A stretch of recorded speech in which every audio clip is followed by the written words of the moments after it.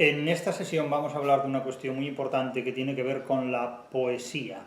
Es muy probable que la mayor parte de las personas que puedan oírnos consideren que la poesía es algo que no tiene que ver con ellas. La poesía es algo a lo que se dedican los poetas o los profesores de literatura, pero que no tiene nada que ver con personas que se dediquen pues, a la economía, a la administración pública, a la ingeniería, a las finanzas, al mundo empresarial. Es decir, que la poesía no tiene nada que ver con ellos, es algo que está ahí, como puede estar pues, la sopa de ajo, los patinetes eléctricos, pero con lo cual estas personas, porque en fin se dedican, insisto, a la gastronomía, a la floristería o a la peluquería o a la obstetricia y ginecología, no tienen nada que ver con la poesía. Bien, esto es un punto de vista, pero no tiene por qué ser el único. Es decir, uno puede dedicarse pues, a la química organometálica y también a la poesía. ¿Por qué razón vamos a dedicar hoy una sesión a la poesía? Pues lo vamos a hacer porque una persona que imparte unos cursos sobre poesía, sobre literatura, sobre talleres de construcción literaria, de interpretación y de composición literaria, nos ha planteado la posibilidad de elaborar una antología poética, es decir, una selección de poemas, conforme a los criterios de la genealogía de la literatura establecidos en la crítica de la razón literaria. ¿Qué quiere decir esto? Pues quiere decir que se puede construir, que se puede plantear una selección de textos poéticos, una selección de poemas organizados desde el punto de vista de los criterios que la crítica de la razón literaria establece en relación con el origen y el desarrollo genealógico de la literatura. Esto significa que la selección de los poemas que hagamos, y yo voy a proponer aquí una selección de estos poemas, tiene que tomar como referencia cuatro criterios que son muy comunes y muy habituales, cuatro criterios que además utilizan los ginecólogos, los empresarios, los que montan en patinete, los cocineros, los peluqueros, los pasteleros e incluso también hasta los profesores de universidad. Quiero decir que estos cuatro criterios nos unen a todos, porque son criterios muy humanos, son criterios extraordinariamente humanos. Son los criterios que, como digo, se establecen en la crítica de la razón literaria. La crítica de la razón literaria, que es un libro que tengo aquí detrás. Aquí, la crítica, aquí detrás. Este libro está agotado ya en formato papel, quiero decir, no lo van a encontrar en formato papel porque está agotado, se agotó en su 9ª edición en formato papel y ahora solamente está disponible en internet en la 10ª edición digital de manera abierta, libre y gratuita. Quiero decir que mi intención siempre ha sido ofrecer materiales literarios, materiales destinados al conocimiento humano de manera libre, abierta y gratuita. Por esa razón impartimos clases más allá del horario y del calendario académico y universitario, y también ponemos a disposición de quien lo quiera utilizar pues un material destinado a la interpretación de los textos literarios. Entonces, ese texto, ese libro, La crítica de la razón literaria, en formato impreso ya no está a la venta, porque está agotado. Se agotó la 9ª edición en 5 años.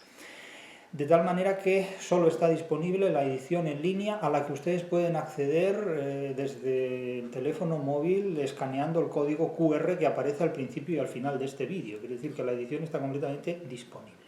Bien, en esa obra nosotros examinamos la selección de obras literarias conforme, insisto, a cuatro criterios que tienen en común los químicos organometálicos, los presidentes de gobierno, también los presidentes autonómicos y, por supuesto, pues la gente que, insisto, se dedica pues, a la jardinería, a la botánica o a la veterinaria. Estos cuatro criterios tienen como referencia fundamental la razón y lo irracional, lo crítico y lo acrítico. De tal manera que nos vamos a mover siempre en el cruce de estas dos parejas de criterios. Naturalmente, los saberes literarios, los conocimientos literarios, se pueden organizar tomando como referencia dos tipos de conocimientos y dos modos de conocimiento. Los dos tipos de conocimiento son los racionales y los irracionales, es decir, los que son racionales, los que se fundamentan en la razón, y los que son irracionales, porque o bien no se fundamentan en la razón, o bien simulan no fundamentarse en la razón. Estos son los tipos de conocimiento, racional o irracional. Y los modos de conocimiento son crítico y acrítico, es decir, hay conocimientos críticos y hay conocimientos acríticos. Todos los seres humanos nos movemos conforme a estos modos, crítico-acrítico, y tipos, racional o irracional, de conocimiento, siempre. Lo mismo les ocurre a los poetas, lo mismo les ocurre a los escritores de obras literarias. Claro, hay gente que puede decir, no, bueno, la poesía no va conmigo porque yo no soy ni racional ni tampoco irracional, es decir, no sabe lo que es, porque probablemente no sabe distinguir cuándo se comporta racionalmente y cuándo se comporta irracionalmente. Pero cuando alguien se somete a un proceso de conocimiento, de adquisición de conocimientos, normalmente sabe si su comportamiento responde a un criterio racional o si responde a un criterio irracional. Y lo mismo ocurre cuando alguien argumenta un desarrollo de ideas basándose en argumentaciones críticas o cuando esa argumentación carece de sentido crítico y resulta acrítico. No todo el mundo es consciente de cuándo ejerce la crítica y de cuándo ejerce la acrítica, es decir, de cuándo está argumentando algo acríticamente. De hecho, con frecuencia se pregunta, bueno, ¿y usted qué opina sobre determinada cuestión? Cuando alguien responde a la pregunta en virtud de la cual se le exige una opinión, ya está declarando cierta forma de ignorancia, porque la opinión consiste en hablar de algo que no se sabe exactamente qué es y que, por lo tanto, se reduce simplemente a un punto de vista asistemático, a veces incluso irracional, más o menos espontáneo e improvisado. Pero frente a la opinión, lo que Platón llamaba doxa, es decir, una respuesta más o menos sin fundamento, más o menos improvisada, está el criterio, es decir, un criterio que exige una base más sólida. Hay gente que dice que es muy crítica, dice, yo soy muy crítico, dicen, yo soy muy crítico ¿con qué? Hay que preguntarle a la gente, ¿usted es muy crítico con qué? ¿Con el clima? ¿Con el tiempo? ¿Con la música? ¿Con la literatura? ¿Con la opinión ajena? ¿No? Entonces hay gente que considera que es muy crítica y luego resulta que su crítica se reduce simplemente pues, a leer la prensa, que suele ser precisamente un discurso que se caracteriza por ser lo más acrítico absolutamente de todo, o por dedicarse a la política. La política es lo más acrítico que hay. Básicamente el periodismo y la política es la neutralización de la crítica. Y dice, no, yo a la poesía no me dedico, o a la literatura no me dedico, cuando sin embargo la poesía y la literatura contienen mucha más crítica de la que contiene la política y el periodismo. Y si no, háganse ustedes una pregunta.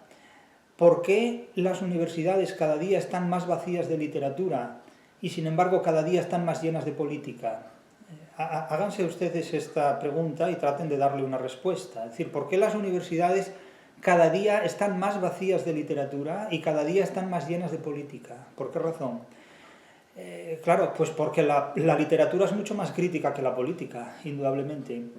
Tengan en cuenta que la mayor parte de las personas que hoy día busquen adquirir conocimientos literarios no los encontrarán prácticamente en ninguna universidad privada. Y en la pública, las posibilidades de estudiar la literatura tal como se estudiaba con el nivel y la potencia que se impartía la literatura hace apenas 1 o 2 décadas ya es muy difícil de conseguir también, porque los estudios literarios en las universidades privadas no se imparten. No se imparten porque no se consideran útiles, porque no se consideran críticos, porque no se consideran racionales, porque no se consideran útiles, en definitiva. Con lo cual se está desperdiciando un potencial de utilidad y de razón y de crítica que es descomunal. Pero, en fin, y sin embargo tiene una enorme demanda el estudio de la literatura. Y en las universidades públicas los estudios literarios se han reemplazado por los estudios culturales, porque la literatura se ha disuelto en cultura y porque se considera que la cultura es la forma superior de estar presente en el mundo contemporáneo, cuando, sin embargo, la cultura es un anzuelo con cebo, un cebo completamente vacuo. Es decir, la cultura es al consumo, pues como sería la achicoria, y la literatura es el café, por decirlo de alguna manera muy, muy simple. Pero ustedes háganse esa pregunta, ¿por qué cada vez hay menos literatura en las universidades y por qué cada vez hay más política? Y ahora quédense si quieren con la crítica y con el racionalismo políticos. Yo me quedo con la crítica y el racionalismo literarios. Cada uno se queda con lo que quiere. Hay gente que se queda con un cactus. Bien. Entonces, si nosotros tenemos que organizar una selección de obras poéticas tomando como referencia los criterios de la razón o de la sinrazón, por una parte, como tipos de conocimiento, y los modos de conocimiento distinguiendo lo que es crítico de lo que es acrítico, tendremos 4 formas de interpretar la literatura y, lo que es más importante todavía, 4 formas de construir literatura, de escribir poesía o de escribir novelas u obras de teatro. Tengan en cuenta que cualquier tipo de obra literaria que se escriba o que se lea siempre va a pertenecer a una de estas 4 familias como mínimo. Puede pertenecer a más de una, pero como mínimo va a pertenecer a una de ellas. La primera de estas familias literarias es la que se caracteriza por una literatura que se construye tomando como referencia tipos de conocimiento irracionales o previos a la razón, o que desde el presente consideramos irracionales desde el punto de vista del criterio racional que hoy sostenemos. Naturalmente, la idea de razón del siglo X antes de nuestra era no es la misma que la idea de razón del siglo XXII. No digo que sea mejor la idea de razón del siglo XXII, digo que son diferentes. Y por otro lado, esta literatura, que vamos a llamar literatura primitiva o dogmática, se caracteriza por ser irracional o previa a la idea de razón que actualmente tenemos, y por ser acrítica, es decir, porque no contiene ninguna crítica hacia nada en particular. Este tipo de literatura, que se llama primitiva o dogmática, es una literatura que se construye a partir del mito, la magia, la religión y la técnica. Es una literatura que se puede identificar, por ejemplo, con el poema de Gilgamesh, con la literatura mesopotámica, la literatura bíblica, es decir, la literatura anterior a Homero, básicamente. ¿Por qué anterior a Homero? Pues porque después de Homero se tiene una idea de mito, de religión, de magia y de técnica que ya es diferente y que por lo tanto va a dar lugar a un tipo de literatura diferente. ¿Por qué? Pues porque el poema de Gilgamesh se compone en una época donde el tipo de conocimiento es irracional o previo al uso que hoy tenemos de la razón, y porque el modo de conocimiento no se gestiona críticamente, sino de manera acrítica, de manera privativa, desde el punto de vista crítico. Y por lo tanto, los conocimientos de la sociedad y de la cultura en la que se escribe el poema de Gilgamesh se caracterizan por el mito, la magia, la religión y la técnica, cuando hoy día esas formas de conocimiento no están en el mismo estadio en el que estaban cuando se escribe el poema de Gilgamesh. Por lo tanto, aquí hablamos de una literatura primitiva o dogmática. Y vamos a poner a continuación una serie de ejemplos al respecto. ¿Qué ocurre cuando el mito se desmitifica? ¿Qué ocurre cuando la magia se racionaliza y se descubre el truco de la magia? ¿Qué ocurre cuando la religión deja de ser confesional y el sistema de ideas organizado confesionalmente, religiosamente, se organiza críticamente, se organiza filosóficamente? Pues que la religión se convierte en una filosofía, porque la religión ya deja... La religión es una filosofía confesional y la filosofía es una religión no confesional, por así decirlo. Y por otro lado, ¿qué ocurre cuando la técnica se desarrolla en unas condiciones mucho más potentes y poderosas que la mera adaptación del ser humano a la naturaleza? Pues ocurre que la técnica se convierte en tecnología. Es decir, que cuando el mito se desmitifica, cuando la magia se racionaliza, cuando la religión se hace filosofía, cuando la técnica se convierte en ciencia, la literatura que se escribe en ese tipo de sociedades ya no es una literatura irracional, sino que es una literatura que sigue un criterio racional conforme a la desmitificación, a la racionalización, a la filosofía y a la ciencia. Y, naturalmente, los modos de conocimiento ya no serán acríticos, sino que con frecuencia esa desmitificación permite construir críticas contra el mito. El racionalismo permite construir críticas contra la mentira, contra la falsificación de la razón. Y la filosofía, de alguna manera, se divorcia de la religión porque deja de ser una filosofía confesionalizada conforme a un determinado credo religioso.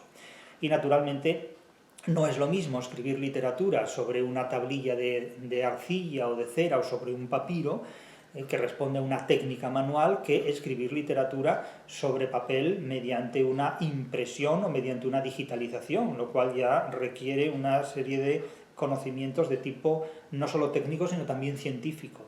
Es decir, que no es lo mismo escribir literatura en el siglo X antes de nuestra era que escribir literatura en el siglo XVII que escribir literatura en el siglo XX, XXI, XXII, etc. Por lo tanto, el tipo de literatura va a cambiar según sea el tipo de conocimiento, racional o irracional, o el modo de conocimiento crítico o acrítico en la sociedad en la que nos encontramos, ¿no? Evidentemente no es lo mismo el poema de Gilgamesh que 5 horas con Mario de Miguel Delibes. O sea, no estamos hablando del mismo tipo de literatura porque no estamos hablando del mismo tipo de sociedad.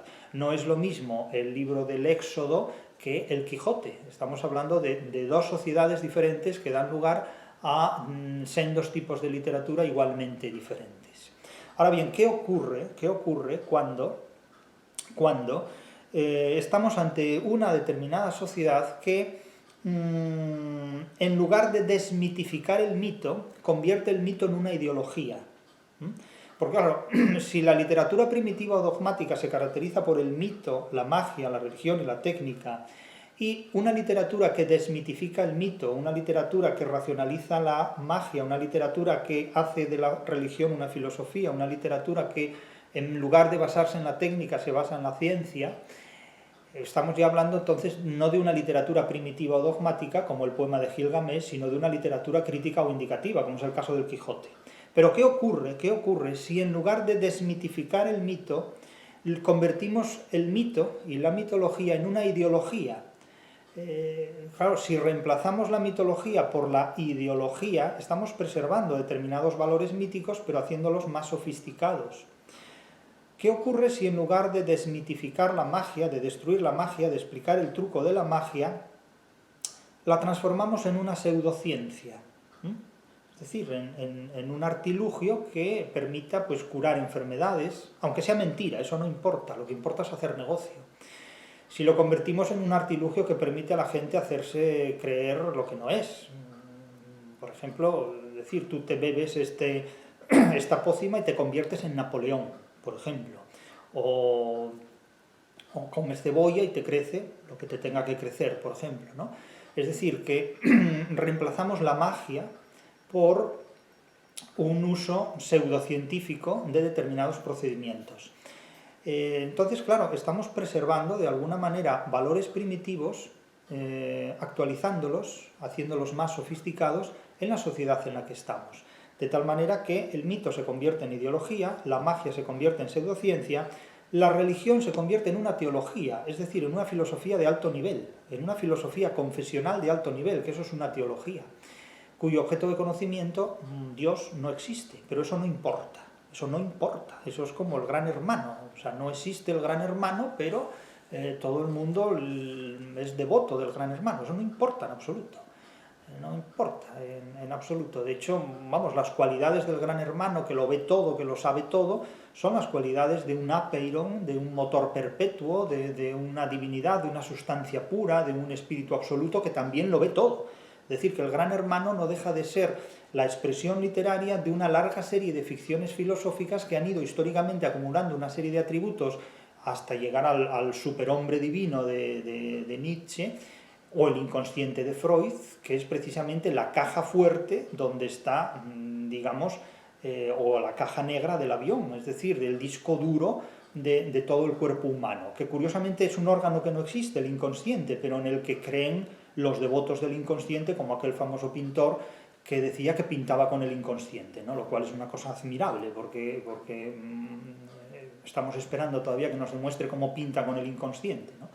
Porque se me ocurren muchos otros órganos para pintar con ellos, incluida la mona, antes que pintar con el inconsciente. Pero bueno, es decir, que todo este despliegue de ficciones, y la filosofía nos proporciona ficciones impresionantes, como ya digo, el apeiron, el leviatán, el demiurgo, el motor perpetuo, la causa primera, el cogito, el espíritu absoluto, el Dasein de Heidegger. Estamos esperando conocer al Dasein algún día, ¿no? A ver si participa en algún festival internacional de algo, el Dasein heideggeriano, Es decir, todas estas ficciones filosóficas que en definitiva, cuando se encarnan en una estructura teológica, pues, insisto, perpetúan la filosofía en una dimensión de altísimo nivel idealista.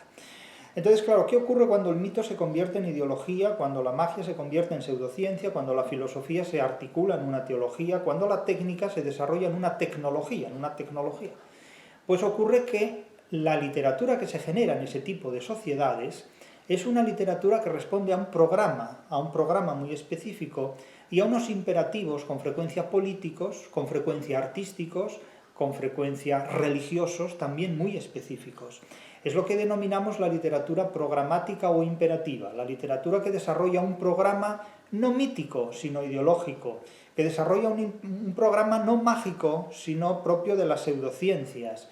Es básicamente la propaganda. Tengas en cuenta que el cine, las redes sociales, la prensa, el periodismo y la publicidad son las 4 principales formas de propaganda que se han desarrollado históricamente. Es decir, cada una cual más potente. Tanto, insisto, el cine, las redes sociales, la publicidad y el periodismo son los 4 géneros fundamentales de la propaganda. Es decir, toda una sociedad política que no invierta en cine, en periodismo, en redes sociales y en publicidad es una sociedad política que carece de los 4 géneros fundamentales de propaganda. Eso es absolutamente fundamental. Y fíjense que estos 4 géneros fundamentales de propaganda, cine, redes sociales, publicidad y periodismo, han sido básicamente siempre gestionados por la cultura anglosajona, por la anglosfera. Es decir, en este punto piensen que prácticamente desde el ámbito hispánico, desde la hispanosfera, o dicho más rápidamente, fuera del ámbito anglosajón, no hay ningún país, excepto China, que haya desarrollado sus propias redes sociales, sus propios sistemas informáticos de comunicación. Pero todas las grandes redes sociales, los grandes sistemas de redes sociales, proceden básicamente de empresas anglosajonas, concretamente estadounidenses. Lo mismo la estructura cinematográfica hollywoodiense, es decir, el periodismo ha sido esencialmente industrializado por la cultura anglosajona con muchos sentidos, de manera que todo lo que tiene que ver con esta cuestión está estrechamente relacionado con la ideologización del mito, la conversión de la magia en pseudociencias, el uso de la teología como una religión. Es algo en lo que el protestantismo y el luteranismo invirtieron todos sus recursos, todo su potencial económico y humano, y por supuesto el desarrollo tecnológico de recursos técnicos. Entonces, en estos contextos, insisto, se desarrolla una literatura programática o imperativa que desarrolla programática e imperativamente contenidos ideológicos, contenidos pseudocientíficos, contenidos teológicos y contenidos tecnológicos, a través básicamente de 3 áreas, que son la religión, el arte y la religión, como es el caso, por ejemplo, del teatro de Calderón de la Barca, o como es el caso de la Divina Comedia de Dante, o como es el caso de Milton, de John Milton, de toda la literatura, anglicana y protestante contenida en Milton. El tema de la religión es algo absolutamente fundamental. El tema del arte, completamente. Todas las vanguardias artísticas han desarrollado, en nombre del dadaísmo, del surrealismo, del creacionismo, del futurismo, una serie de manifiestos poéticos donde el arte se tipifica en una determinada manera de hacer poemas o de hacer literatura.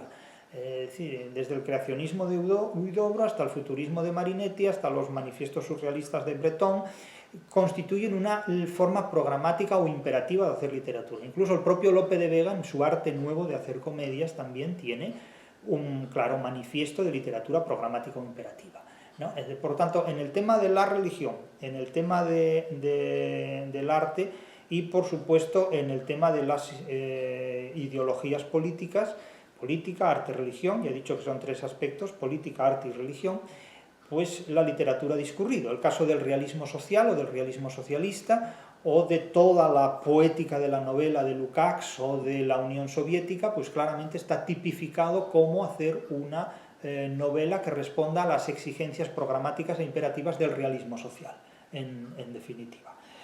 O la literatura feminista, que responde pues, a un criterio feminista de hacer literatura y de interpretar la literatura. Entonces, estamos hablando de una literatura programática o imperativa.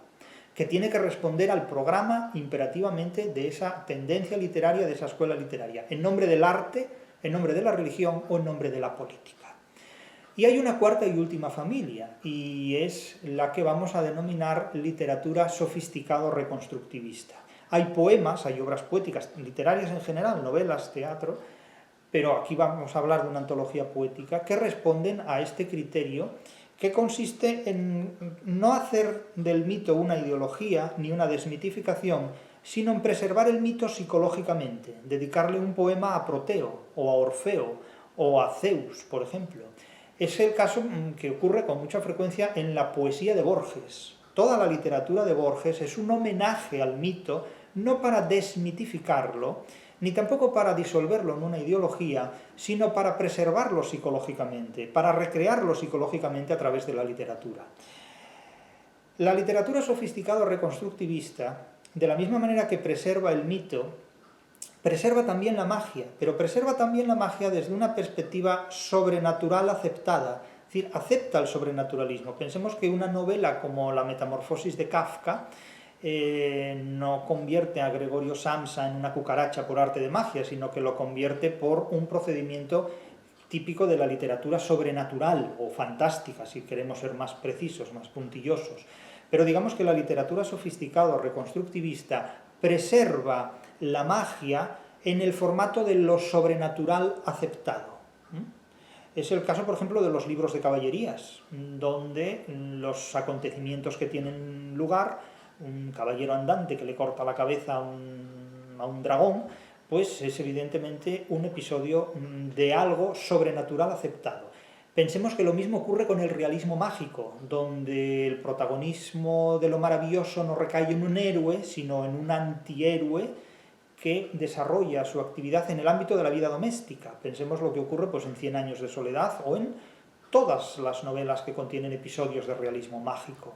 Es decir, la magia se preserva en las sociedades racionales y críticas con el naturalismo, porque la literatura crítica, la literatura sofisticada reconstructivista es una literatura crítica, pero es una literatura que finge posiciones irracionales en una época en la que ya no se las puede permitir, de tal manera que su irracionalismo es un irracionalismo de diseño totalmente racional, que es uno de los secretos del arte contemporáneo, es decir, construir racionalmente un sueño y decir que eso es un poema surrealista. Bien, pero el surrealismo es un producto sofisticadísimo de la razón humana, de la misma manera que el inconsciente es un producto extraordinariamente sofisticado de la razón humana, es decir, sin capacidad de razonar, Freud nunca hubiera llegado a diseñar esa poderosa ingeniería tan atractiva como es el inconsciente, porque además el inconsciente no se corresponde con ningún órgano físico del cuerpo humano, es una cosa muy curiosa, ¿no? Porque decimos, bueno, ¿puede tener el inconsciente en las fosas nasales? Pues no, el inconsciente no está en las fosas nasales. Pues puede tener el inconsciente en el colon, pues no, en el colon no está el inconsciente tampoco, ¿no? Bueno, hay gente que sostiene que el inconsciente está en otros lugares, en otros órganos del cuerpo, pero no vamos a entrar en esos detalles porque esto no es un vídeo para adultos, esto es un vídeo para personas de todas las edades, excepto niños, que lo hay que poner en YouTube, que no es un vídeo apto para niños. Lo más paradójico es esto, que se hable de literatura incluso infantil y no sea apta para niños, pero bueno. El caso es que la literatura sofisticada o reconstructivista convierte el mito en una recreación psicológica, convierte la magia en una recreación sobrenatural y convierte la religión en algo animista. Pensemos, por ejemplo, literalmente en El bosque animado de Wenceslao Fernández Flórez, donde todo lo que podría considerarse como depositario de valores religiosos es depositario de valores luminosos y animistas. Aparecen duendes, trasnos, figuras extraordinarias, fantásticas de la vida más o menos popular o cotidiana, ¿no? La figura misma de la Santa Compañía o de la Santa Compañía no deja de ser un elemento luminoso y animista, es decir, son ánimas en pena, en definitiva, literalmente ánimas en pena, de tal manera que los valores religiosos, cuando se desposeen de sus valores dogmáticos y circulan en la literatura o en la poesía como elementos populares, carecen, insisto, del imperativo del valor disciplinado que exige la religión y se convierten en un motivo popular, en un motivo estético, en un motivo literario, que dota de animismo, que dota de animosidad, por así decirlo, que dota de alma a determinados elementos y figuras que en otro contexto habrían sido religiosos, sagrados, dogmáticos, intocables, o teológicos, desde el punto de vista programático de una literatura imperativa, por ejemplo. Por supuesto, el caso de la literatura sofisticada o reconstructivista exige una reconstrucción de determinados valores que se reinterpretan porque se reconstruyen también desde los presupuestos de un racionalismo moderno. Es decir, pensemos que un poema como La voz del viejo bardo de William Blake es una recreación de lo que podría ser una figura como la de Homero, como la del antiguo Rapsoda, pero es una recreación ya en términos claramente románticos, hecha con el potencial, escrita con el potencial, construida con el potencial de la Ilustración. Quiero decir que el romanticismo solo ha sido posible gracias a la potencia racionalista de la Ilustración, en definitiva. De ahí sale el romanticismo. El romanticismo no es una reacción contraria a la Ilustración, sino que es precisamente el parto. Es decir, el romanticismo cristaliza en la placenta de la Ilustración, en definitiva. Ni más ni menos que esto.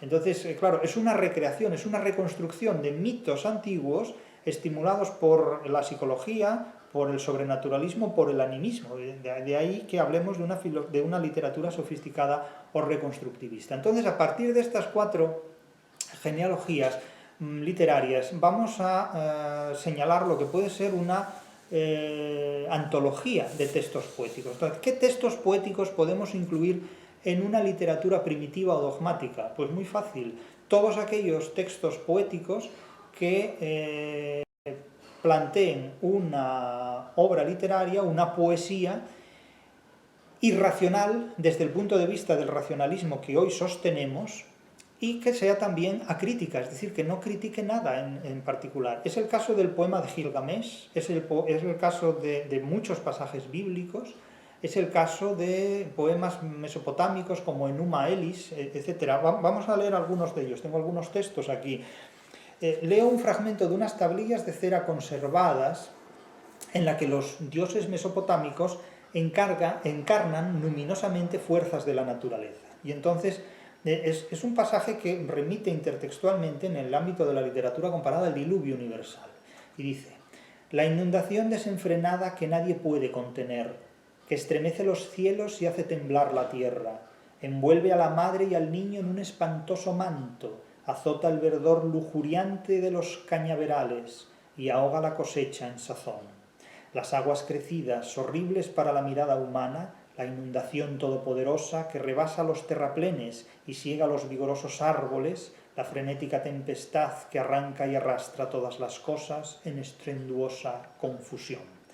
Claro, es un pasaje que, leído, resulta inevitable asociar al ámbito de la literatura comparada que nos cita con el diluvio universal bíblico, que es uno de los pasajes más popularmente conocidos. Pero no es el único, es decir, las literaturas antiguas o los testimonios antiguos que hoy podemos interpretar como literarios hacen con frecuencia muchas referencias a pasajes como el del diluvio universal, que no se manifiesta por vez primera en el Génesis, en los textos bíblicos que conocemos, sino ya mucho antes. De hecho, por ejemplo, en una de las composiciones conocidas como el mito del reino celeste, en la corte tita de Bozázcale, aparece una referencia al mito del diluvio universal, que llega, por cierto, hasta 100 años de soledad, con la destrucción de Macondo.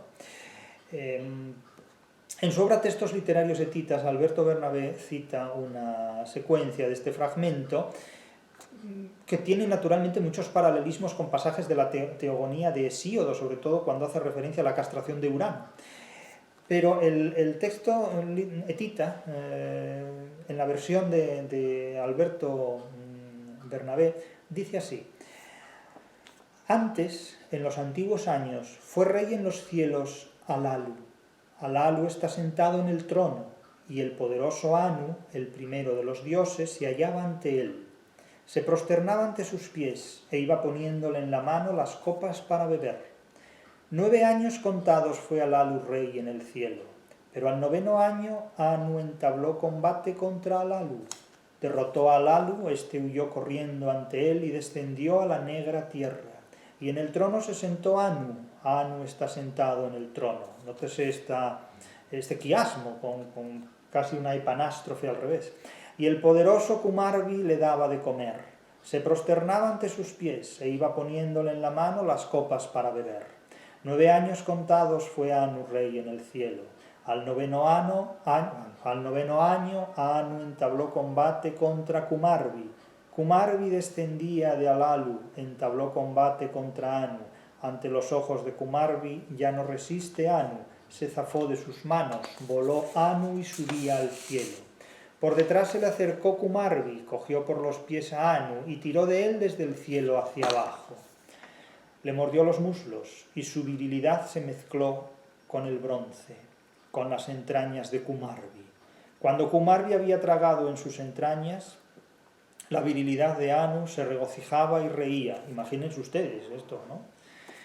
Anu se volvió hacia él y comenzó a decirle a Kumarbi: te regocijaste en tus entrañas porque tragaste mi virilidad. No te regocijes en tus entrañas he puesto una carga. En primer lugar, te he preñado con el pesado Tesub. Es decir, que aquí lo que nos encontramos es con un poema épico, alegórico, naturalmente caracterizado por lo irracional y por lo acrítico. No hay ninguna institución en contra de la cual este poema se dirija, y a las montañas, a los elementos de la naturaleza, les resulta completamente indiferente que alguien diga que son guapos o feos, que son altos o bajos, que son buenos o malos. Quiero decir que la naturaleza es completamente diferente a la reacción humana, y sobre todo a la poesía. Nosotros podemos recitarle un poema a una montaña, que la montaña va a seguir igual, y podemos recitarle un poema a un volcán, que no por recitarle el poema el volcán va a dejar de estar en erupción o va a entrar en ella, ¿no? Es decir, eso no tiene nada que ver. Pero los antiguos interpretan que un rayo puede ser la ira de un dios. Naturalmente, al disponer de conocimientos de meteorología, no podemos hacer un poema en el que identifiquemos que un rayo es la ira de un dios, a menos que estemos incurriendo en literatura sofisticada o reconstructivista, es decir, fingiendo adoptar una posición irracional ante una descarga eléctrica que tiene lugar en la atmósfera, ¿no? En definitiva. Naturalmente, la literatura primitiva dogmática se sitúa, como he dicho con anterioridad, antes de Homero, porque después ya disponemos de un potencial desmitificador, racionalista, filosófico y científico, que nos hace incompatibles con la idea de mito, magia, religión y técnica que tenían las antiguas civilizaciones. Hay muchos otros pasajes, como decía anteriormente, en los que podemos encontrar referencias al mito bíblico del diluvio. Es decir, que nosotros hayamos conocido el episodio del diluvio a través de la Biblia no quiere decir que sea el único episodio, sino que precisamente a esa fuente llega después de haber sido cultivado este motivo en otros textos literarios, en otras composiciones, que es lo que hemos denominado la arquea literaria. La arquea literaria es una célula literaria desposeída del organismo del que primigeniamente formó parte, porque no se ha conservado íntegramente ese organismo, y es un fragmento al que podemos acceder. Pero fijémonos aquí en el episodio épico del paso del Mar Rojo, no del pasaje bíblico, sino de un texto poético anterior al pasaje bíblico que se denomina Cántico del Mar, según la versión que aduce Clos en 1986. En este pasaje, que no, insisto, no es el bíblico, sino anterior al bíblico, se presenta un personaje llamado Moisés y a su pueblo que canta el cántico del mar una vez que ha superado el tránsito terrestre del lecho marino tras atravesar un mar cuyas aguas se han separado previamente. Claro, los versos dicen así en la versión que traducen Pottecher y Treboye en los siguientes términos: Yahvé el guerrero, Yahvé es su nombre, arrojó al mar los carros y ejércitos del faraón, la flor de sus jinetes, anegada yace en el mar de las cañas. Las profundidades los cubrieron, bajaron al abismo como piedras. Tu diestra, Yahvé, triunfante de poder, tu diestra, Yahvé, aplasta al enemigo. Al resoplar de tu respiración se juntan las aguas. Se alzaron las corrientes como un dique, se helaron las profundidades en lo profundo del mar. Tu diestra extendiste, la tierra se los tragó. Con tu lealtad guiaste al pueblo que rescataste, los condujiste con tu poder a tu morada santa. Los conduces y plantas en el monte, tu heredad, el lugar que hiciste trono tuyo, Yahvé, el templo, Yahvé, que tus manos fundaron, reina, Yahvé, por siempre, jamás. Este, insisto, es un pasaje precursor del Éxodo 15, 1:18, del texto bíblico que conocemos en definitiva, y que se reconoce como el cántico del mar. Pero, insisto, hay muchos antecedentes, y este tipo de textos son los que constituyen la literatura primitiva dogmática. Claro, podemos incluso acudir a textos filosóficos. Si vamos a los textos de algunos autores presocráticos, como por ejemplo fragmentos de Heráclito y Parménides, nos encontramos con que lo que los filósofos leen como filosofía, los poetas pueden leer como poesía, los intérpretes de la literatura pueden leer como poesía. Y leo fragmentos de Heráclito. Dice Heráclito en el fragmento 52, de los conservados: el tiempo es un niño que juega a los dados, el reino es un niño. Claro, esta imagen de que se le atribuye a Einstein, ¿no? Es decir, Dios juega a los dados con los seres humanos, con el mundo. Yo no sé si lo dijo Einstein o no, pero desde luego tengo delante un texto que acredita que lo dijo Heráclito, en el fragmento 52. El tiempo es un niño que juega a los dados. Claro, esto podría ser, fíjense lo que les digo, esto podría ser un verso creacionista de Huidobro. Podría ser un verso creacionista de Vicente Huidobro. El tiempo es un niño que juega a los dados. Esto, insisto, aunque sea el fragmento 52 de Heráclito, se podría identificar como un verso creacionista de Vicente Huidobro. Si ustedes ponen esto en un examen, no hoy, porque si ponen esto ustedes en un examen hoy de literatura, nadie sabrá de lo que les está hablando, porque esto no se enseña en ninguna universidad y por tanto no se puede examinar a alguien de lo que no se le ha enseñado. Pero si ponen este verso en un examen de literatura de hace 30 años, los alumnos formados y cualificados en conocimientos, no en sentimientos, hoy se evalúan los sentimientos, no los conocimientos, pues los alumnos de hace 30 años evaluados en conocimientos le dirían: esto es un verso de Vicente Huidobro. Y solo los más inteligentes, los que hubieran estudiado filosofía a la par que literatura, le dirían: no, este es el fragmento 52 de Heráclito. Y los que leen la prensa le dirán: no, esto lo dijo Einstein, que jugaba, no sé quién jugaba, que Dios jugaba a los dados con los seres humanos. Entonces, así es como se va estropeando el conocimiento, ¿no? Pero, insisto, este fragmento, el 52 de Heráclito, que literalmente dice, según el texto que tengo delante, el tiempo es un niño que juega a los dados, podría ser desde un verso creacionista de Huidobro hasta lo que originariamente fue. Es decir, una declaración filosófica de Heráclito para señalar el cambio constante de la fortuna y de la vida humana. El fragmento 64 del mismo Heráclito dice: el rayo gobierna todas las cosas. El rayo puede ser una alegoría del dios Zeus, gobierna todas las cosas, puede ser una metonimia, es decir, una metáfora metonímica. Zeus es un rayo, el rayo gobierna, Zeus gobierna todas las cosas, ¿no? Pero también puede ser un verso creacionista, es decir, que en definitiva las vanguardias lo que hacen, como literatura sofisticada que son, es recrear una literatura primitiva o dogmática que no son. Fragmento 66. El fuego al avanzar juzgará y condenará todo. Claro, esta es una metáfora que personifica la naturaleza, de hecho es una prosopopeya, es una metagoge. El fuego al avanzar juzgará el fuego avanza, pero el fuego no juzga ni condena, el fuego quema, hace que arda aquello con lo que toma contacto, pero no juzga ni condena. Otra cosa es la interpretación alegórica que hagamos del fuego, ¿no? Claro, pero un bombero no puede hacer una interpretación alegórica del fuego, un bombero tiene que apagar el fuego, no puede dedicarse a ponerse delante del fuego y decir: tú avanzas y juzgas condenándolo todo a tu paso. O sea, eso no es un bombero. Eso es alguien que está fuera completamente de contexto, no tiene sentido esto, ¿no? Estos son fragmentos de Heráclito que se escribieron como proverbios, como literatura parenética, y que hoy día pueden leerse como literatura, pero que hay que reconocer que son originariamente filosofía, ¿no? Pero todavía no hemos llegado a un punto en el que la filosofía y la literatura se han divorciado abiertamente, ¿no? Después vendrá Borges para convertir la filosofía en el terreno de juego de la literatura.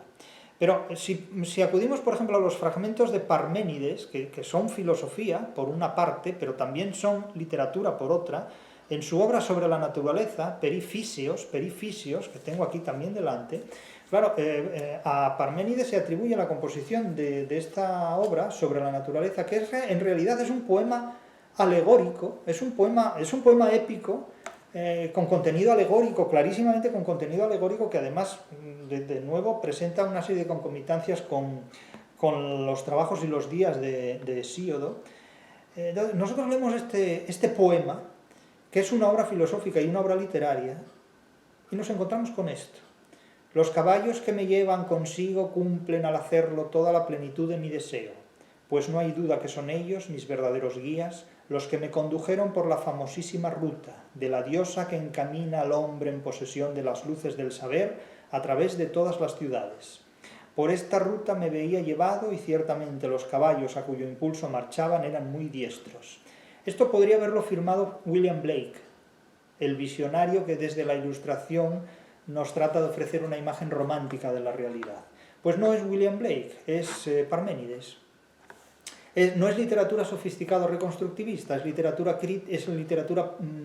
primitiva o dogmática. Y sin embargo, esta literatura, la primitiva o dogmática, es la matriz, es la placenta que toma como referencia la literatura sofisticada o reconstructivista para recrear ese mundo definitivamente perdido y nostálgico que ya no tenemos delante, pero que sí podemos recrear literariamente o filosóficamente.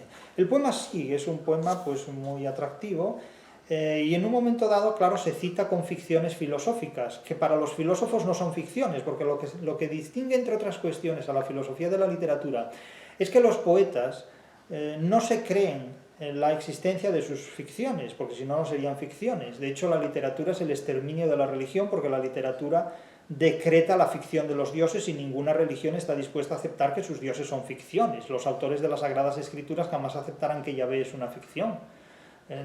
Los filósofos jamás aceptarán Hegel jamás aceptará que el espíritu absoluto es una ficción. Heidegger jamás aceptará que el Dasein es una ficción. Freud jamás aceptará que el inconsciente es una ficción. Spinoza jamás aceptará que la substancia pura es una ficción.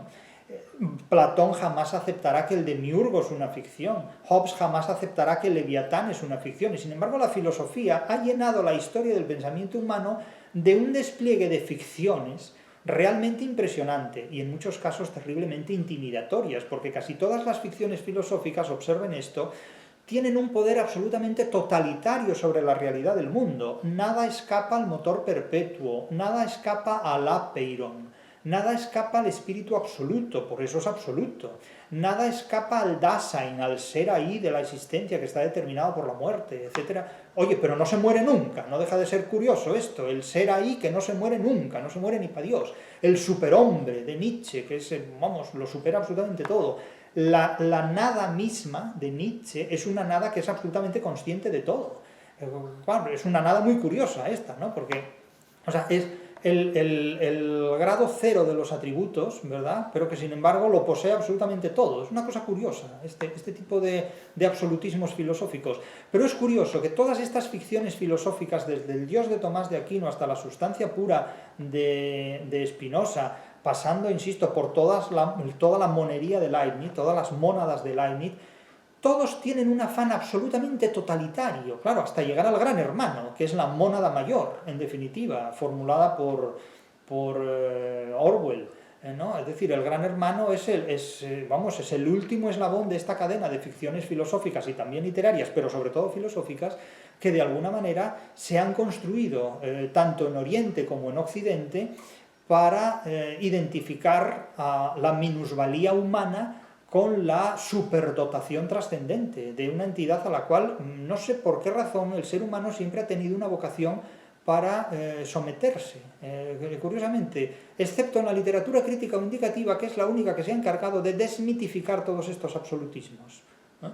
Es decir, Cervantes construye una literatura que desmenuza todas estas divinidades. La literatura española del siglo de oro, con la excepción de Calderón de la Barca y de algún que otro autor, es una literatura que desmenuza todos estos absolutismos trascendentes, ¿no? A los cuales Shakespeare, por otro lado, recreaba constantemente, ¿no? Siempre viendo fantasmas, siempre tratando con brujas, siempre tratando con bosques luminosos a través del Rey Lear. Es decir, la de Shakespeare es una literatura que es el festival de lo absoluto, sin salir nunca del teatro, sin salir nunca del teatro ni de la estrofa del soneto. Entonces, llamar poeta a alguien que solo ha escrito sonetos, o llamar a un literato universal a alguien que solo ha escrito teatro, me parece sorprendente. Eso es como hacer un libro de biología poniendo en la portada del libro la foto de un ácaro. Claro, oiga, pongan usted por lo menos a un elefante, ¿no? Siquiera, ¿no? O sea, claro, es que hacer un libro de literatura universal y poner en la portada a Shakespeare, insisto, es como hacer un libro de biología y poner en la portada a un ácaro, ¿no? Pongan por lo menos a una ameba, que remita a una complejidad un poco mayor, en definitiva, en un futuro del que nada está excluido. Pero bueno, por favor, es decir, un individuo que solo escribió sonetos y que no escribió ni una novela. Cuando Cervantes escribió más poesía que Shakespeare, con creces, incluyendo hasta su teatro, y cultivó todos los géneros. Entonces, bueno, un poco de respeto.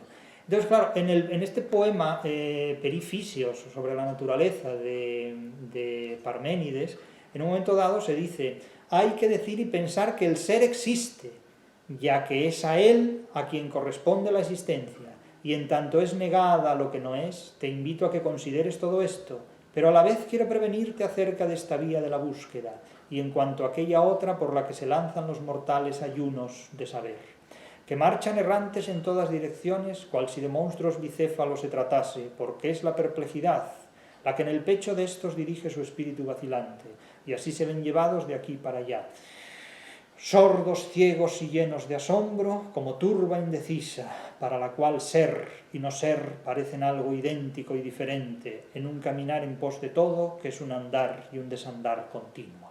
Es decir, claro, esto es literatura, no es una gitanjáfora, ¿no? Esto es originariamente filosofía, y actualmente se puede interpretar como literatura, aunque genuinamente no es literatura, es propiamente filosofía, o en todo caso una literatura parenética, es decir, una literatura que tiene un contenido didáctico, moralizante, etcétera, etcétera, ¿no?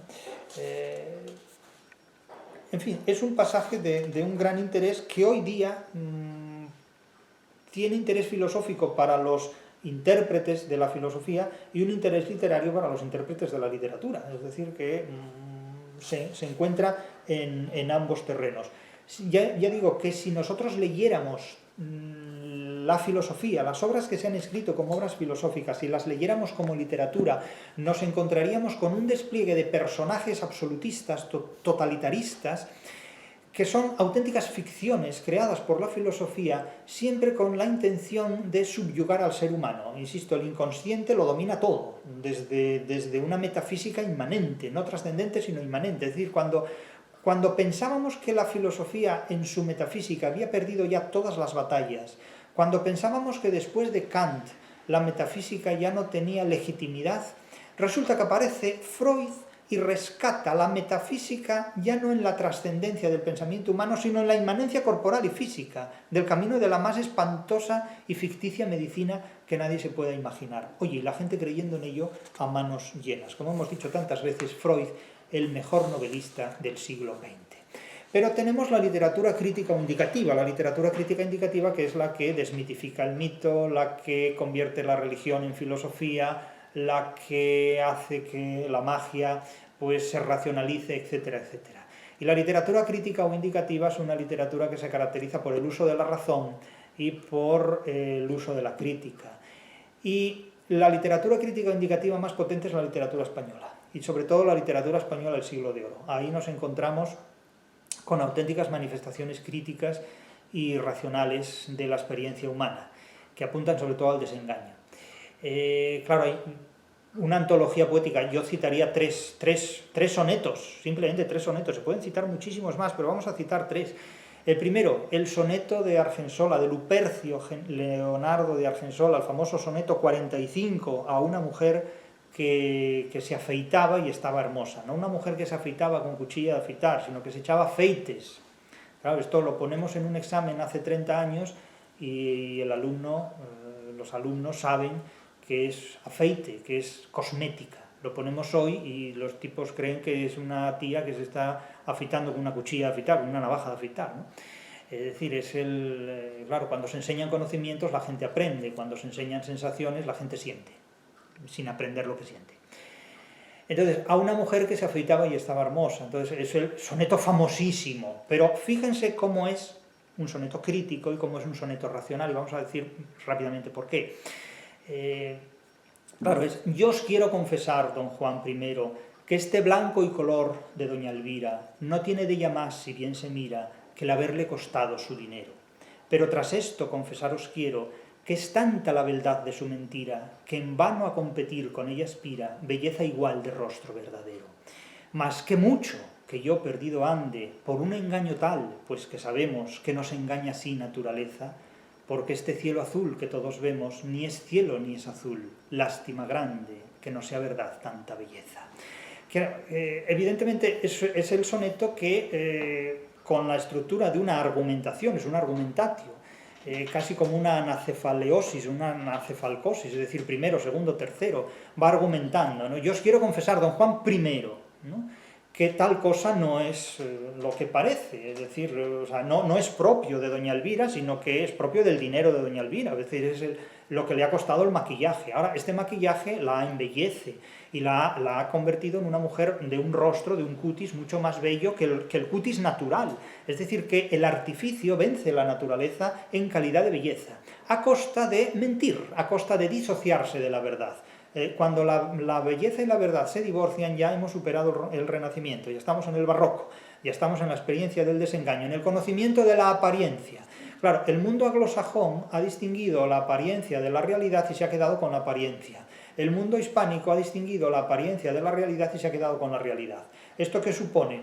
Pues supone enfrentarse a los hechos crudamente, mientras que lo otro supone gestionar la propaganda, gestionar la mentira. En definitiva, claro, no es lo mismo vivir con los pies en la tierra que vivir en el espejismo. Claro, es que las filosofías idealistas viven en el espejismo sin disfrutar del oasis. Es decir, el idealista, ese que hoy tanto exalta y canta en la sociedad en la que vivimos, la sociedad posmoderna, vive en el espejismo sin disfrutar del oasis. Esto es lo que diferencia básicamente la anglosfera de la hispanosfera. Es decir, el mito del trabajo, el mito del líder, el mito del dinero, el idealismo del trabajo, el idealismo del líder, el idealismo del dinero, y en definitiva, bueno, pues sí, se vive en el espejismo, pero no se disfruta del oasis. Bueno, allá cada cual, allá cada cual. Lástima grande que no sea verdad tanta belleza, pero yo me quedo con el rostro de doña Elvira y no con los otros, ¿no? Es decir, lo que sostiene el poeta.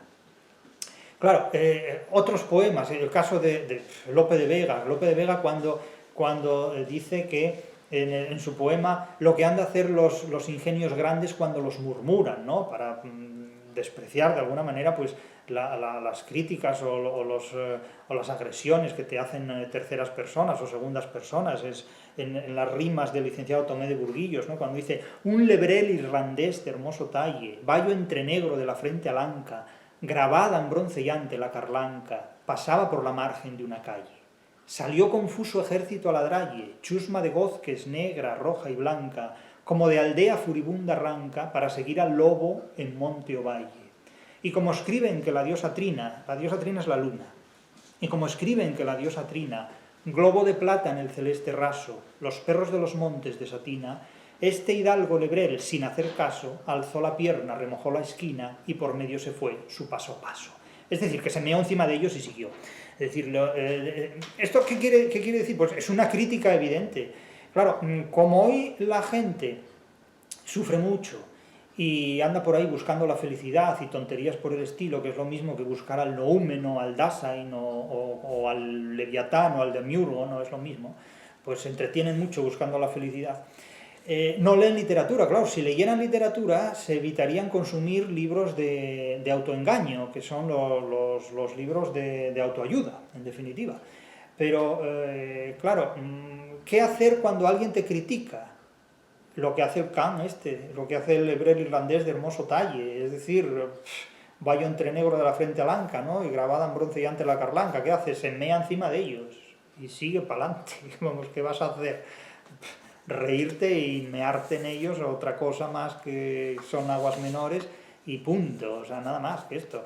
Claro, otro poema, el de Quevedo, famosísimo poema, estoy citando poemas totalmente archiconocidos, casi que son un kitsch de la interpretación literaria. Hace 30 años eran un kitsch de la interpretación literaria, son textos completamente ilegibles. Hoy día le ponen un texto a un estudiante universitario de esta naturaleza, no saben de qué están hablando. Entonces, el soneto de Quevedo, titulado Desde la torre del pueblecito manchego de Juan Abad, desde la torre. Claro, este poema es una exaltación al sentido crítico de la vida. Quevedo dice: retirado en la paz de estos desiertos, con pocos pero doctos libros juntos, vivo en conversación con los difuntos y escucho con mis ojos a los muertos. Si no siempre entendidos, siempre abiertos, enmiendan o fecundan mis asuntos, y en músicos callados contrapuntos al sueño de la vida hablan despiertos. Las grandes almas que la muerte ausenta, de injurias de los años vengadora, libra, oh gran don Joseph, el impresor, oh gran don Joseph, docta la imprenta. En fuga irrevocable huye la hora, pero aquella el mejor cálculo cuenta, que en la lección y estudios nos mejora. Es decir, es una invitación al conocimiento, a la lectura apartada del mundanal ruido, es decir, lejos de las redes sociales, lejos de todo este tipo de estupideces y trapacerías en las que vive sometido el ser humano moderno, cuya vida le incapacita, le inhabilita claramente para asimilar el conocimiento. Es decir, el ser humano moderno está sometido a una serie de procesos cuyo objetivo fundamental es destruir sus capacidades de conocimiento.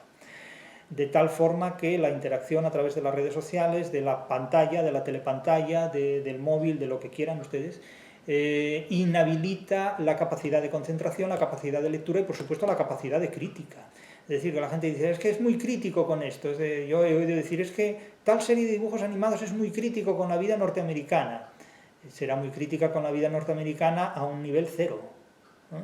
Intelectualmente hablando, en definitiva, ¿no? Es decir, claro, es que estamos acostumbrados a una crítica tan paupérrima que el hecho de que un ratón asome el hocico por una alcantarilla nos parece una manifestación crítica ya de algo, ¿no? O el hecho de que un día llueva nos parece una reacción crítica ante el mundo, o el hecho simplemente, pues no sé, de que el aceite flote en el agua nos parece una crítica, ¿no?, ante la realidad. Entonces, claro, yo comprendo que tanta red social causa trastornos, estoy de acuerdo en esto, pero, en fin, retirado en la paz de estos desiertos, con pocos pero doctos libros juntos, a veces proporciona unos conocimientos que luego, una vez adquiridos, te convierten en un inadaptado social, porque las personas inteligentes no tienen con quién tratar.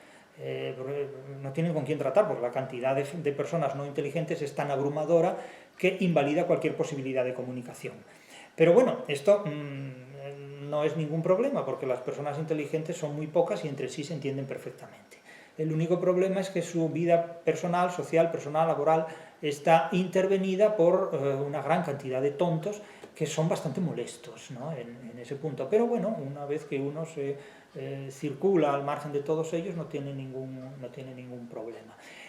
Claro, en fuga irrevocable huye la hora, porque el tempus fugit, el motivo barroco, y por supuesto las grandes almas que la muerte ausenta, de injurias de los años vengadora, libra, o gran don Joseph, docta la imprenta. ¿Por qué? Pues porque permiten sobrevivir a través de los libros impresos. No en vano, 1984 de Orwell plantea la supresión de los libros, la supresión completamente de los libros. Pero tengas en cuenta que a la supresión de los libros también estamos llegando por otros caminos muy, muy frecuentes. Es decir, los libros ya son, de hecho, hoy una pieza de arqueología, una pieza básicamente de arqueología. Dentro de unas generaciones, cuando ya hayamos fallecido definitivamente los que nos hemos formado con libros, pues la mayor parte de la gente no sabrá cómo se utiliza un libro, o sea,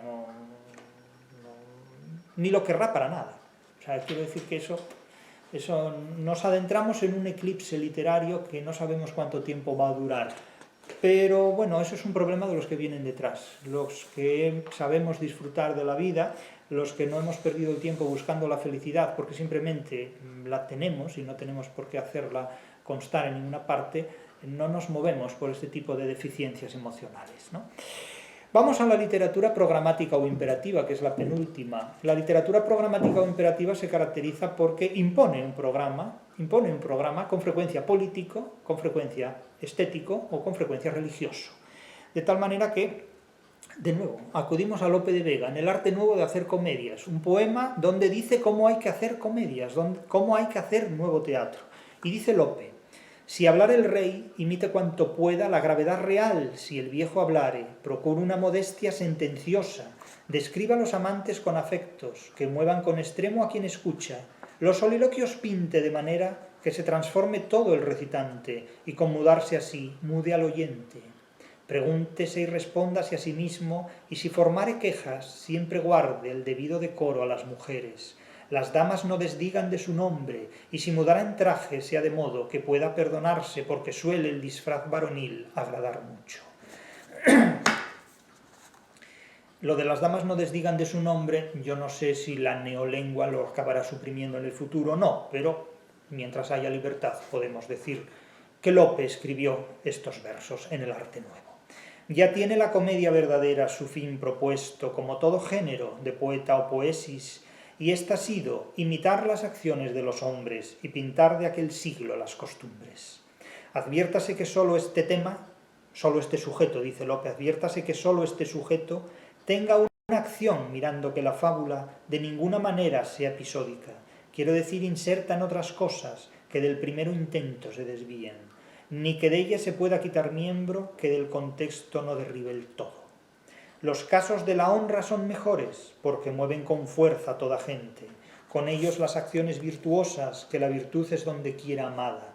Los soliloquios pinte de manera que se transforme todo el recitante, etcétera, etcétera, etcétera. Quiero decir con esto que, y pregúntese y respóndase a sí mismo, es decir, esto es lo que se llama una antipáfora o prosopodis, es decir, cuando uno mismo hace preguntas y se responde a sí mismo, ¿no? ¿Quién soy? Pues soy fulano. ¿Dónde estoy? Estoy en mi casa. ¿Qué hago? Pues dar una conferencia, etcétera, ¿no? Eso es una antipáfora. Pregúntese y respóndase a sí mismo. Es decir, ¿por qué? Pues para dar dinamismo al soliloquio, dice Lope. Pero El arte nuevo de hacer comedias en este tiempo de Lope de Vega de 1609 es un poema que se inscribe dentro de la literatura programática o imperativa. ¿Por qué?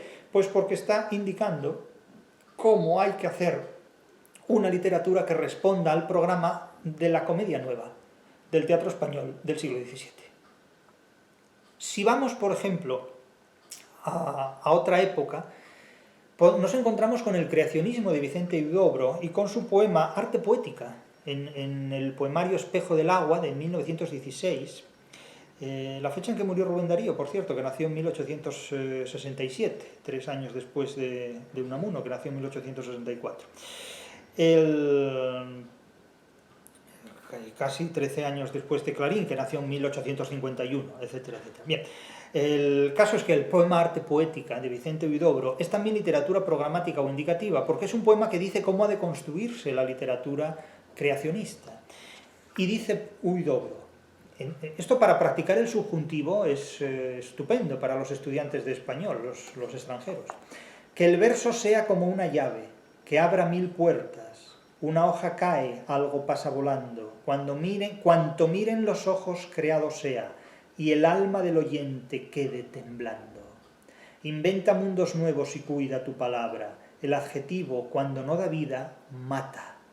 Estamos en el cielo de los nervios, el músculo cuelga, como recuerdo en los museos, mas no por eso tenemos menos fuerza, el vigor verdadero reside en la cabeza. ¿Por qué cantáis la rosa, oh poetas? Hacedla florecer en el poema.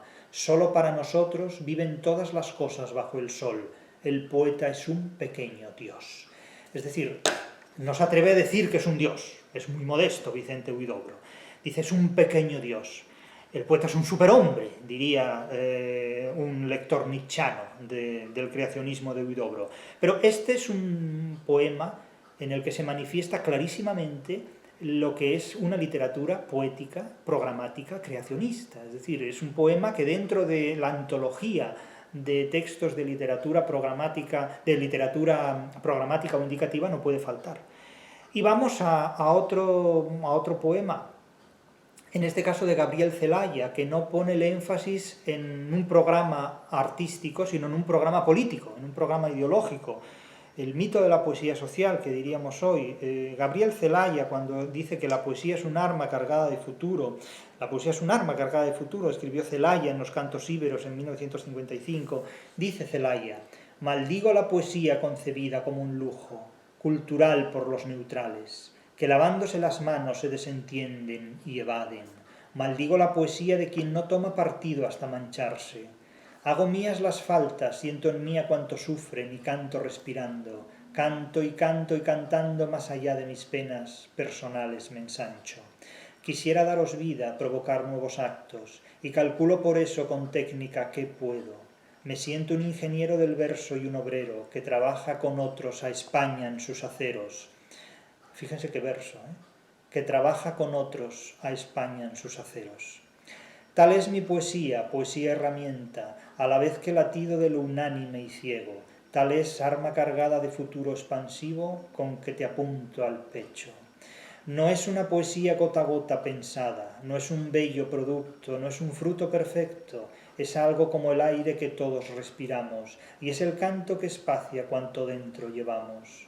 Son palabras que todos repetimos sintiendo como nuestras y vuelan, son más que lo mentado, son lo más necesario, lo que no tiene nombre, son gritos en el cielo y en la tierra son actos.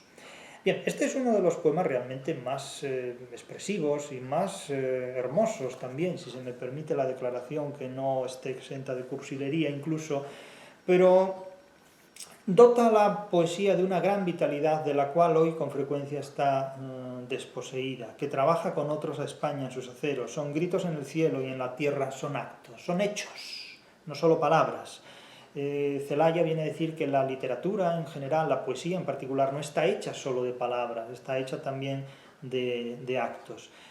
Otra cosa es que los poetas hagan algo, además de escribir, ¿no? Porque el mundo en definitiva es de los trabajadores.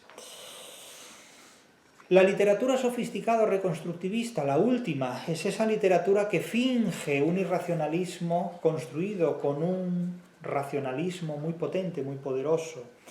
Esta literatura ha existido desde siempre completamente, pero sobre todo ha existido cuando poseemos una razón que nos permite recrear irracionalmente un determinado planteamiento de vida, de mundo, de lo que sea.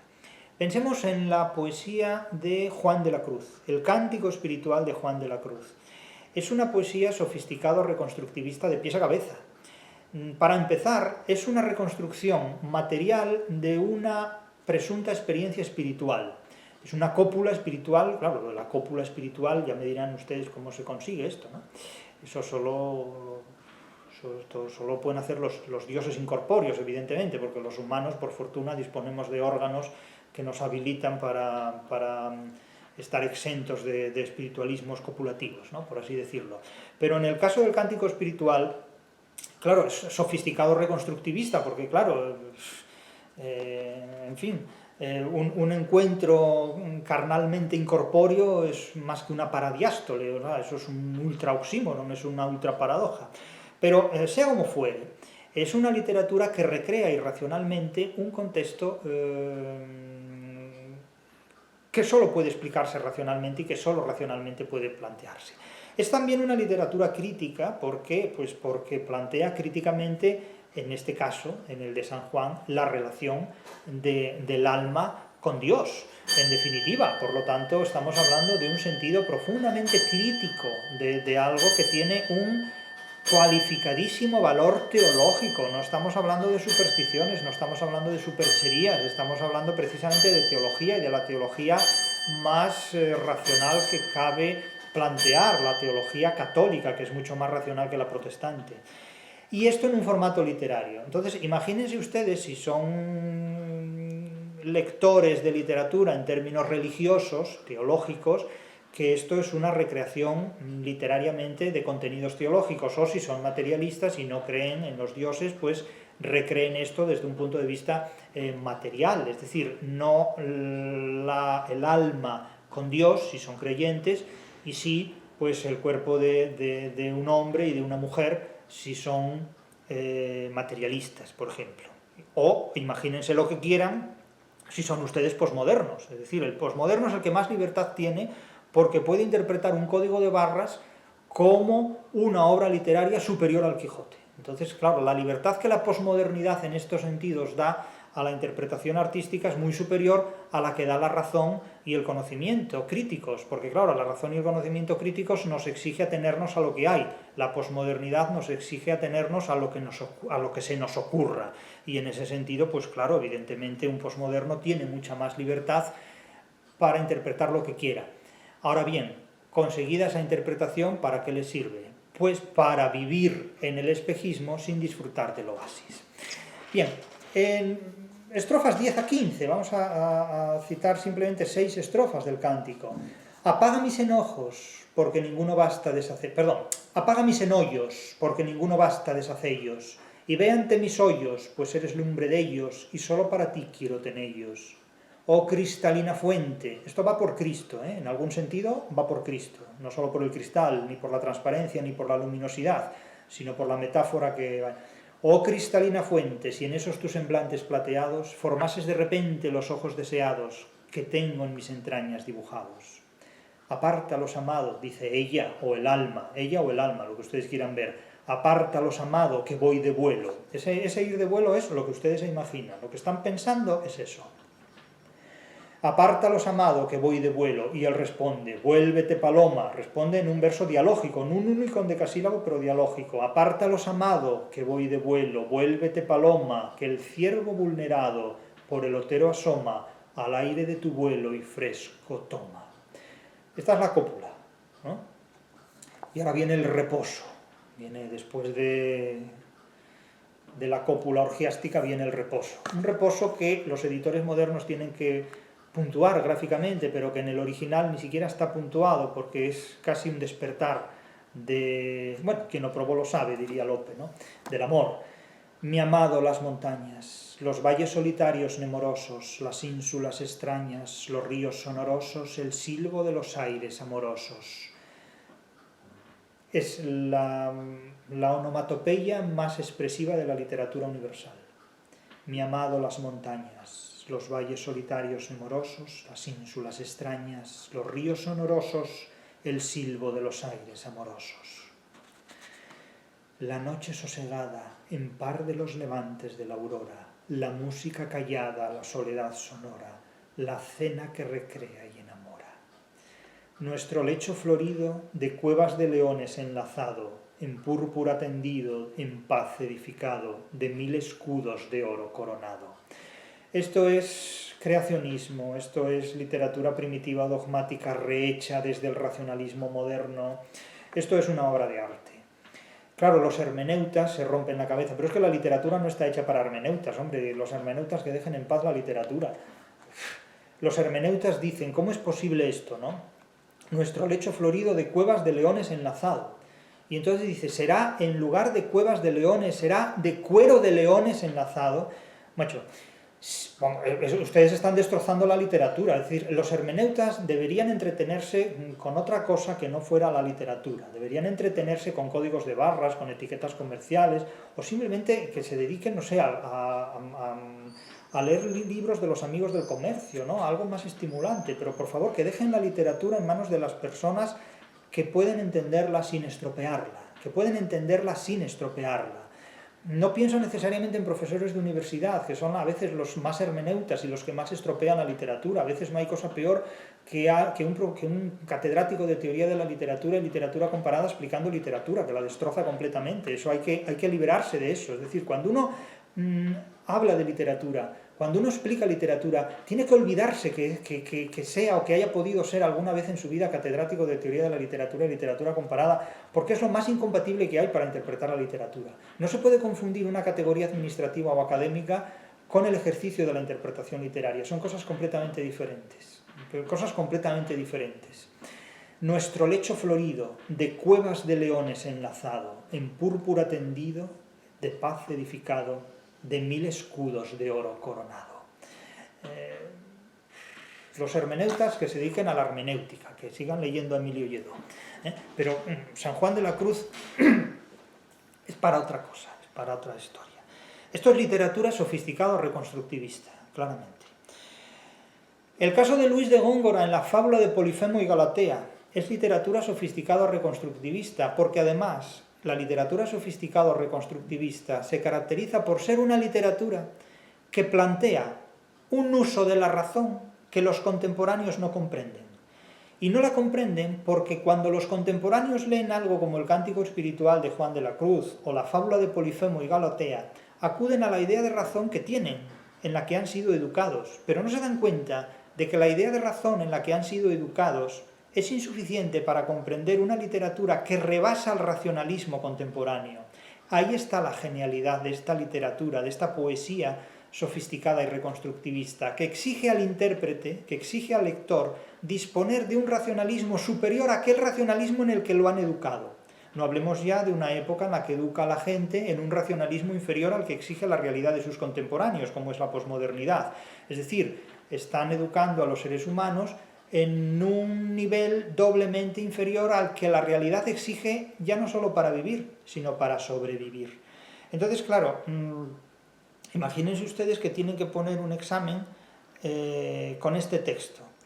La fábula de Polifemo y Galatea exige, insisto, al lector un racionalismo superior al racionalismo contemporáneo, un racionalismo que el propio Quevedo, desde el racionalismo conceptista, rechazó, porque Quevedo era insoluble en el racionalismo culteranista, de ahí su animadversión hacia Góngora y la poesía de Góngora, que necesitó la generación del 27 para resultar comprensible, porque hasta entonces Góngora era un autor conocido básicamente por su literatura, por sus romances, la más bella niña de nuestro lugar, hoy viuda y sola y ayer por casar, viendo que sus ojos a la guerra van, a su madre dice que escucha su mal, dejadme llorar, orillas del mar. Ese era el Góngora conocido hasta el 27. El 27 precisamente a través de la labor filológica de Dámaso Alonso y del lirismo de los demás poetas, que hay que ver dónde está el lirismo de los demás poetas, pero básicamente a través de la labor filológica de Alonso, se recupera. ¿Por qué? Pues porque el racionalismo gongorino, el racionalismo culterano, se hace inteligible, se hace asequible, pero es que necesitó casi 300 años. Es decir, la poesía culterana de Góngora, el racionalismo gongorino, porque ni sus contemporáneos ni muy posteriores a sus contemporáneos, los lectores, supieron apreciar esto, ¿no? Entonces, leamos estas estrofas de la fábula de Polifemo y Galatea, que es claramente una poesía sofisticada reconstructivista. Guarnición tosca deste escollo duro, tronco robusto son a cuya greña menos luz debe, menos aire puro, la caverna profunda que a la peña, caliginoso lecho el seno oscuro, ser de la negra noche nos lo enseña, infame turba de nocturnas aves, gimiendo tristes y volando graves. Claro, esta es la descripción de la caverna de Polifemo. Claro, hay gente que lee esto y cree que es un relato pornográfico. Claro, es el nivel de la posmodernidad, ¿no? Pues no, es la descripción de la vivienda de Polifemo, que es una caverna. Polifemo, el cíclope de un único ojo. La siguiente estrofa del Polifemo, la sexta: de este pues formidable de la tierra, bostezo el melancólico vacío, a Polifemo horror de aquella sierra. El bostezo formidable de la tierra es que la caverna de Polifemo parece un bostezo terrestre, un bostezo telúrico. A Polifemo horror de aquella sierra, bárbara choza es, albergue umbrío, y redil espacioso donde encierra, cuanto las cumbres ásperas cabrío. De los montes esconde, copia bella, en un silbo junta y un peñasco sella. Claro, en esta estrofa se concluye la descripción de la caverna de Polifemo, que resulta un texto completamente ilegible para el mundo contemporáneo. Claro, Polifemo y Galatea es el mito clásico de la Bella y la Bestia, que para el mundo cinematográfico hollywoodiense pues es la recreación de una película infantil, sin más. Es decir, que eso es lo que la anglosfera ha hecho de la cultura clásica, una película infantil. Que no digo yo que sea mala cosa ni mucho menos mal negocio, porque oye, lo que hacen los amigos del comercio es que siempre da lugar a buenos negocios, cuyas consecuencias hay que ver también a qué conducen, porque a lo mejor resulta que los buenos negocios conducen al partido interior de 1984 de Orwell, pero bueno, eso es otra cuestión. Lo cierto es que el mito clásico de la Bella y la Bestia está objetivado literariamente en la fábula de Polifemo y Galatea. Pero claro, es mucho más fácil la película hollywoodiense para un racionalismo infantil, que digo yo que no es mala cosa, cuidado con esto, tampoco vayamos a excedernos en la tangente, pero es otra cosa diferente. Es decir, la hispanosfera construye la fábula de Polifemo y Galatea, la anglosfera reproduce la película infantil. Bien, es un retrato del racionalismo de una y otra cultura. Estrofa séptima, y con esto terminamos los ejemplos de la fábula de Polifemo y Galatea, que es la descripción del cíclope. Después de habernos descrito su casa, su caverna, describe prosopográficamente lo que es la corpulencia, la prosopografía, en definitiva, el retrato físico del cíclope. Un monte era de miembros eminente, este que de Neptuno hijo fiero, de un ojo ilustra el orbe de su frente. Émulo casi del mayor lucero, cíclope a quien el pino más valiente, bastón le obedecía tan ligero, y al grave peso junco tan delgado, que un día era bastón y otro callado. Es decir que es una criatura pantagruélica, en definitiva, ciclópea, como su propio nombre indica. Esto es claramente una literatura sofisticada reconstructivista. Y luego tenemos, cómo no, hay que citar a Sor Juana Inés de la Cruz. El poema Sueño de Sor Juana Inés de la Cruz es claramente literatura sofisticada reconstructivista. Es decir, Freud necesitó siglos después para prosificar los contenidos de diferentes sueños con una calidad muy inferior a la belleza del poema de Sor Juana. Es decir, si ustedes leen el poema de Sor Juana Inés de la Cruz, se pueden ahorrar la lectura de la obra de Freud, porque es lo mismo. Lo que pasa es que Freud lo escribe mucho peor todavía que Sor Juana. Evidentemente, no me comparen a Freud con Sor Juana, por favor. Sor Juana Inés de la Cruz es una genialidad del hispanismo, es una genialidad de la literatura novohispana, es una genialidad de la literatura universal, es la supremacía del barroco hispano por la vía del culteranismo ungorino, del racionalismo culteranista ungorino y del racionalismo conceptista quevediano. Sor Juana Inés de la Cruz es la supremacía de un estadio superlativo y superior de la literatura universal. Sor Juana. El poema Sueño de Sor Juana, ningún ser humano puede vivir sin haber leído el poema Sueño de Sor Juana. No lo podemos leer aquí enteramente, pero que menos, ¿no?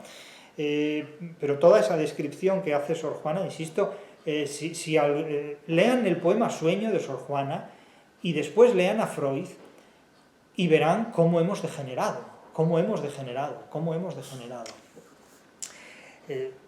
Unos versos solamente, lo bueno si breve, dos veces bueno. Los versos 436 y 445 de Sor Juana, donde describe cómo el alma, que ya es un producto sofisticado reconstructivista, se ubica estáticamente por encima de sí misma, se trasciende a sí misma, ¿no? Claro, es una imagen claramente de lo imposible, que representa sobre todo, bueno, pues la autosatisfacción, que diría el propio Rilke en alguno de sus poemas, ¿no? La autosatisfacción, la autocelebración del ser humano como dueño de la creación divina. Gozosa ma suspensa, pero ufana, nótese la anadiplosis, ¿no? Gozosa ma suspensa pero ufana, y atónica anche ufana la suprema de lo sublunar reina soberana. La vista perspicaz, libre de anteojos, de sus intelectuales bellos ojos, sin que distancia tema, ni de obstáculo opaco se recele, de que interpuesto algún objeto cele, libre tendió por todo lo criado. Es decir, cómo, bueno, estos versos encantarían a Platón, pero Platón disimularía enormemente la satisfacción que le producen tales versos y además no se explicaría cómo los haya podido escribir una monja, ¿no? Bueno, Platón no sabía lo que eran las monjas, Platón nunca conoció a ninguna monja, por razones obvias. Vamos a dejarlo aquí. Pero leámoslo de nuevo, el alma, se refiere al alma, es decir, a las cualidades intelectualmente más sofisticadas del ser humano que incluso brotan durante el sueño. Por lo tanto, nótese que el mensaje freudiano está clarísimo, es decir, que Freud es una glosa, es una perífrasis degenerada del poema Sueño de Sor Juana Inés de la Cruz. Gozosa ma suspensa, suspensa per ufana, y atónica aunque ufana, la suprema de lo sublunar reina soberana, la vista perspicaz, libre de anteojos, de sus intelectuales bellos ojos, sin que distancia tema, ni de obstáculo opaco se recele, de que interpuesto algún objeto cele, libre tendió por todo lo criado. Es además una declaración esta de Sor Juana completamente contraria a la filosofía idealista alemana, porque si el idealismo nos enseña algo es que para contemplar la realidad hay que hacerlo con la óptica, con la lente del idealista, es decir, con la subjetividad.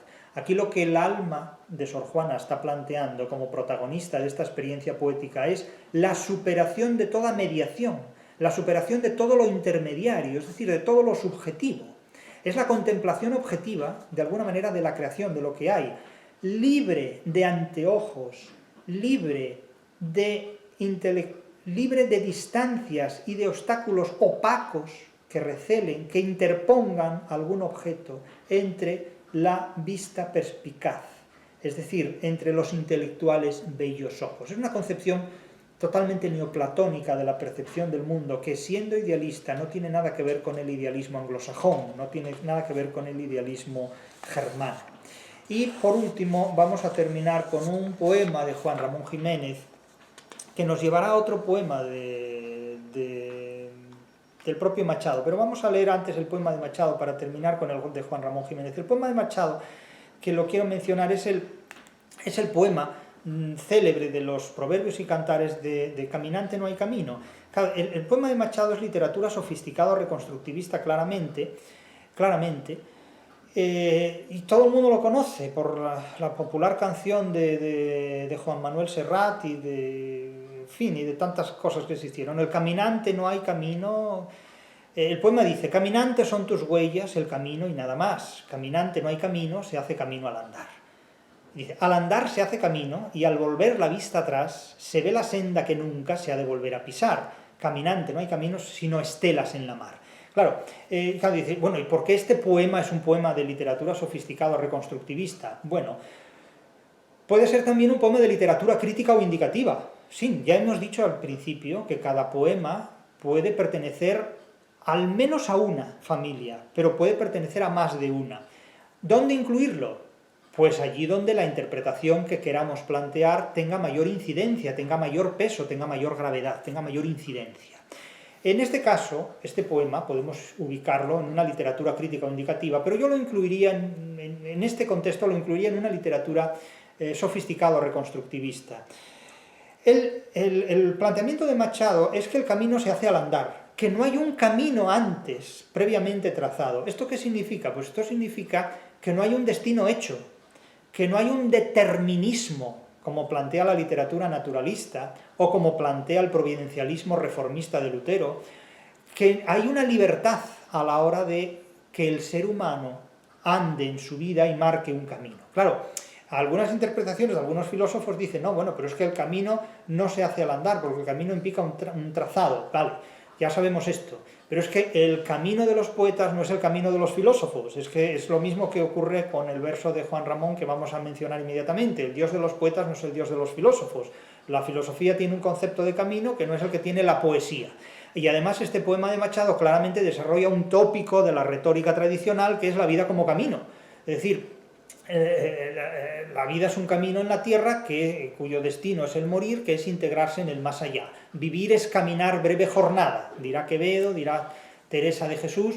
Es decir que incluso si la vida es un camino, que es una interpretación alegórica, es el tópico alegórico, clarísimo, el tópico de la retórica clásica, de la retórica ancestral.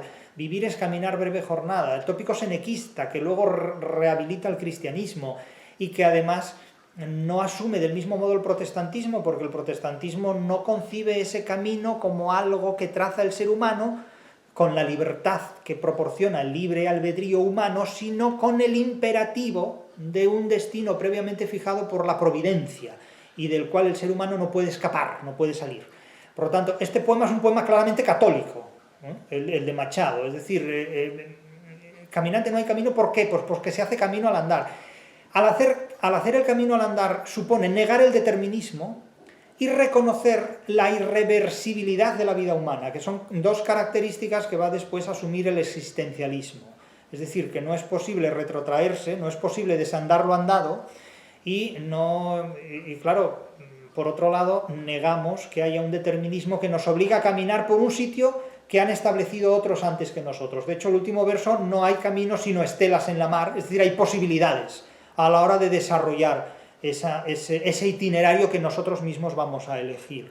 Por lo tanto, este poema de Machado, que puede leerse como literatura crítica o indicativa, en tanto que niega el determinismo y reconoce la irreversibilidad de los actos humanos, y por tanto está reconociendo el libre albedrío del ser humano, o puede leerse también como una literatura sofisticada o reconstructivista, en tanto que idealiza los caminos humanos que no están trazados. Es decir, porque la vida humana es, en definitiva, atravesar un mar donde no hay ningún camino trazado. Claro, el ingeniero naval o el capitán de barco dirá que el mar tiene una serie de caminos y una serie de itinerarios. ¿Cómo no va a haber caminos en el mar? También el piloto de avión dirá que hay caminos en el aire, hay una serie de rutas aéreas como hay una serie de rutas marítimas, ya.